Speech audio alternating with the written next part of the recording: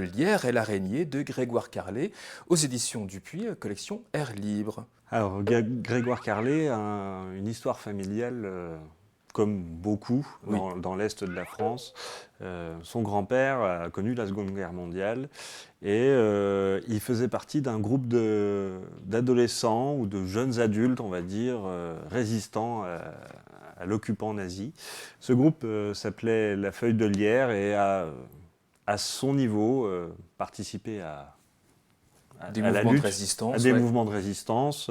Grégoire raconte l'histoire poignante de son grand-père et, en général, de ce mouvement de résistance qui n'a pas survécu à la guerre. Oui. Voilà. Oui, on commence l'histoire, il y a le grand-père et le petit-fils qui sont à la pêche et on se remémore un peu toutes ces histoires-là du grand-père. Voilà, il y a un côté transmission de l'histoire, même si on sent bien que le grand-père n'était pas très à l'aise avec l'idée de partager. Oui. Il y a toute une partie éloge de la nature, et d'ailleurs le changement des berges du Rhin qui a une importance dans l'histoire, puisque c'est depuis ces berges que les résistants lançaient, enfin, je ne vais pas en dire trop parce que Oui. sinon ça déflore l'intrigue, mais ces berges n'existent plus telles qu'elles étaient, avec l'urbanisation. Et Grégoire Carlet fait le parallèle entre disparition de la nature et disparition de la mémoire aussi, Oui. d'événements compliqués, Ouais.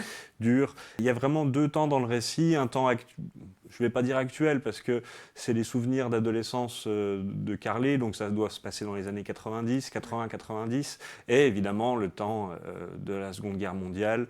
Évidemment, il y a un côté local très présent. Oui. On parle du Struthof, il y a vraiment Strasbourg est là. C'est l'Alsace. C'est l'Alsace, on voit Mulhouse.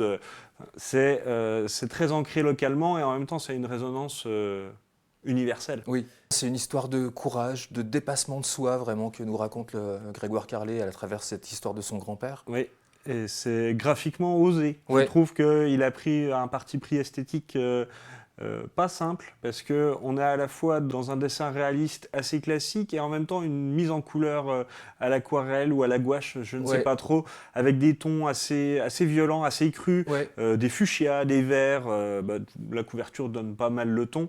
C'est réaliste et en même temps ça ne l'est pas, ça amène une distance, pas pour adoucir le propos, mais justement pour le rendre encore plus violent.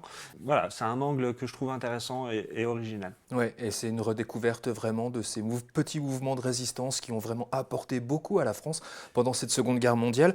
Une belle histoire sur le courage, le patriotisme, sur l'héroïsme de ces héros de l'ombre qui ont vaillamment combattu un envahisseur tentaculaire et terrifiant. C'est une vraie belle histoire que nous propose Grégoire Carlet, l'histoire de son grand-père, aux éditions Dupuis, collection Air Libre. Ça s'appelle donc Le Lierre et l'araignée.